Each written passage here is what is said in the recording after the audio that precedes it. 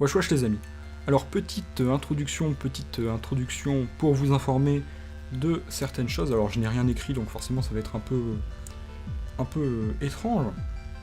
Alors premièrement, cette vidéo est, je la trouve personnellement assez mauvaise pour certaines raisons. Enfin, mauvaise non, elle est moins bonne que ce que j'ai pu faire précédemment. Alors pourquoi cette baisse de qualité? Parce qu'il y a eu plusieurs choses qui ont conspiré, on va dire, pour qu'elles ne sortent pas, comme la maladie, la fatigue ou encore une baisse de motivation, parce qu'il faut savoir que ma motivation est un peu comme la courbe du Bitcoin, hein, et un gros fléau qui s'appelle Axiom Verge, voilà, qui est la pire chose qui puisse m'arriver. Alors donc cette vidéo n'aurait pas dû sortir, en tout cas pas sur cette forme-là, parce que j'avais prévu un autre livre, un livre qui n'est pour l'instant jamais arrivé, donc La Poste, mangez vos morts, hein, voilà. Quand c'est pour déchirer au cutter les mémoires de Jean-Marie Le Pen, il y a du monde, mais quand c'est pour me donner mon livre en temps et en heure, il n'y a plus personne. J'ai dû tout réécrire dans un temps record, et comme je suis quelqu'un qui aime bien allier l'utile à l'agréable, je me suis donné une sorte de mini défi pour l'expérience sociale, c'est de faire cette vidéo dans un temps le plus concis pour voir si j'en étais capable tout en gardant un minimum de qualité. Donc c'est ce que j'ai fait, donc évidemment on perd de la qualité, que ça soit à l'enregistrement, que ça soit à l'écrit ou que ça soit encore au montage. Donc vous aurez un enregistrement moins dynamique et donc un montage assez moins qualitatif, on va dire. Donc j'ai repris du poil de la bête, donc je vous promets un prochain épisode bien plus passionné et passionnant que celui-là. Donc ce n'est plus la déchéance de Yozo, ce n'est plus la déchéance de Maldoror, c'est carrément la déchéance de la vidéo elle-même. Donc c'était juste pour vous informer de cela. Sinon, souvent je dis 1 ou 2 jours à l'avance la sortie du Subcultura en commentaire du précédent.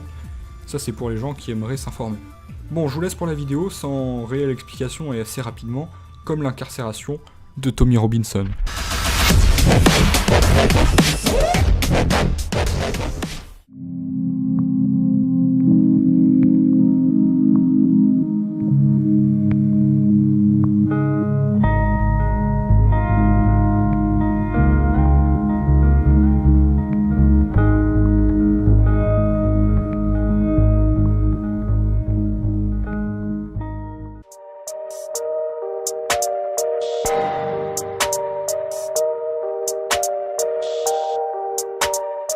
Petite vidéo. Les Chants de Maldoror, dans la même lignée que tous les livres que j'ai présentés, c'est-à-dire complètement morbide et dépressif, est un roman poétique du comte de Lautréamont, soit Isidore Ducasse de son vrai nom. Auteur dont on ignore pas mal de choses jusqu'à la cause de sa mort.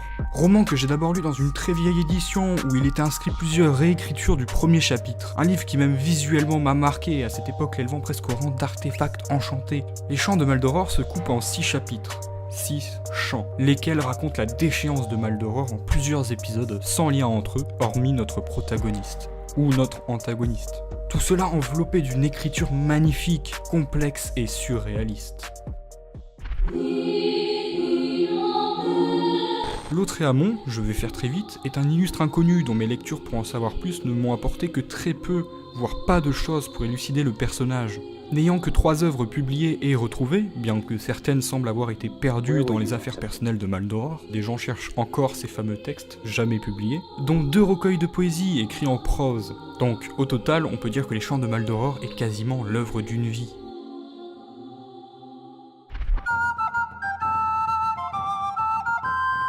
L'histoire, comme je vous l'ai dit, est décousue, nous suivons juste un certain Maldoror dans son évolution au sein de l'humanité. Pour illustrer mon désarroi à vous en décrire l'histoire, voici les premières lignes d'une présentation faite par Isidore lui-même. Plutôt ciel que le lecteur enhardi est devenu momentanément féroce comme ce qu'il lit, trouve, sans se désorienter, son chemin abrupt et sauvage à travers les marécages désolés de ces pages sombres et pleines de poison. Car à moins qu'il n'apporte dans sa lecture une logique rigoureuse et une tension d'esprit égale au moins à sa défiance, les émanations mortelles de ce livre imbiberont son âme comme l'eau le sucre. Il n'est pas bon que tout le monde lise les pages qui vont suivre. Quelques-uns seuls savoureront ce fruit amer sans danger. Par conséquent, âme timide, avant de pénétrer plus loin dans de pareils landes inexplorées, dirige tes talons en arrière et non en avant.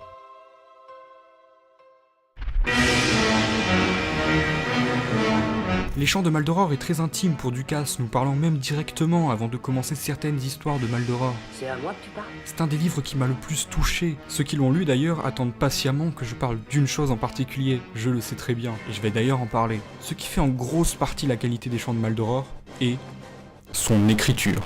Mon Dieu que c'est bien écrit, le rythme, les métaphores surréalistes. Rien que sans la narration, c'est un plaisir immense. On en jouit presque de ces écrits, à la fois drôles, morbides et sibyllins. Les thèmes abordés sont tous l'histoire d'une vie. Ce n'est même pas une critique de l'être humain, mais un dégoût. J'ai vu pendant toute ma vie, sans en accepter un seul, les hommes aux épaules étroites, faire des actes stupides et nombreux, abrutir leurs semblables, mettre l'or d'autrui dans la poche et pervertir les âmes par tous les moyens.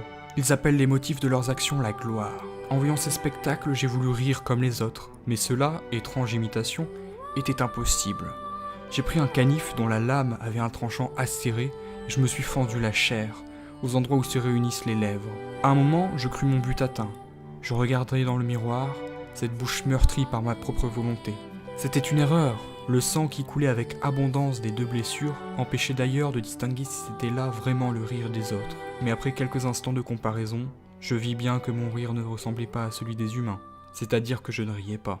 Il y a aussi un rapport avec Dieu assez particulier, Ducasse le haïssant certainement de l'avoir fait ainsi, le prenant comme un grand responsable de la nature humaine. Du moins, c'est l'impression que j'en ai eue. Les Chants de Maldoror a aussi une autre particularité, il n'est pas qu'écrit par Ducasse. Certains passages sont carrément tirés d'autres œuvres, comme des encyclopédies ou des textes d'autres auteurs, rendant le tout parfois confus mais encore plus personnel. C'est d'ailleurs un des premiers cas de collage littéraire découvert jusqu'alors. Lautréamont lisait un mot qui lui plaisait dans une encyclopédie, alors quelques années plus tard, il l'introduisait dans son texte. Il fallait que je précise ce point, bien que la plupart de l'œuvre ait été écrite par Ducasse. Et nom de Dieu, je me tâte à vous en lire un autre passage.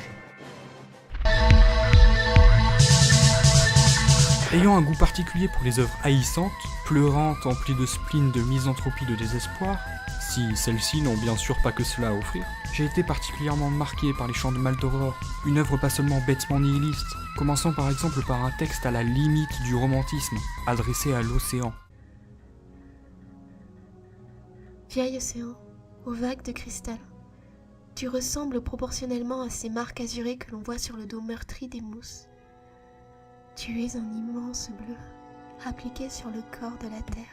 J'aime cette comparaison. Ainsi, à ton premier aspect, un souffle prolongé de tristesse, qu'on croirait être le murmure de ta brise suave, passe, en laissant des ineffaçables traces, sur l'âme profondément ébranlée. Entre amour et haine, plus le sentiment est fort, plus la limite est finalement fine.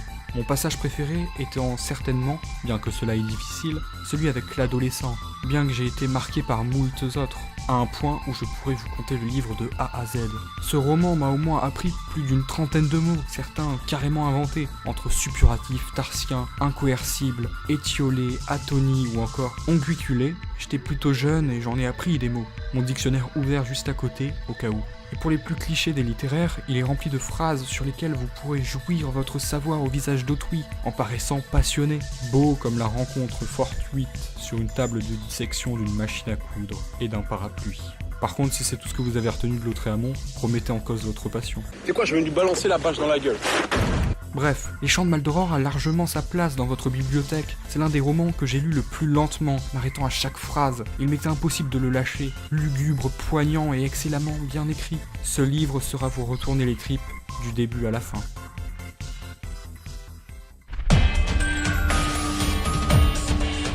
Comme d'habitude, je ne devrais pas le conseiller à tout le monde, mais je le fais quand même. En partie car je n'étais pas forcément un grand lecteur quand je l'ai lu la première fois, je n'étais pas non plus très âgé, mais ce livre m'a tout de même envoûté. Contrairement à ce que certains disent, il n'est pas incompréhensible, il faut juste ne pas le lire à moitié. Je ne suis pas non plus d'accord avec la thèse de Monsieur Forisson. De Monsieur Forisson, décrivant Isidore Ducasse comme, pour faire simple, un petit rigolo. Donc je dirais, lisez Les Chants de Maldoror et faites-vous votre propre avis comme d'habitude. Un livre qui commence petit à petit à être oublié, les fameux classiques oubliés de la description de Subcultura. C'en est un très bon exemple. Bref, perdez-vous dans ce talent indéniable, dans cette haine, dans cet amour, dans ce dégoût, et dans ces chants anciens aux allures de vérité et de désespoir. Et n'oubliez pas, la célébrité d'une œuvre n'est pas un critère de qualité. Pensez printemps, les amis!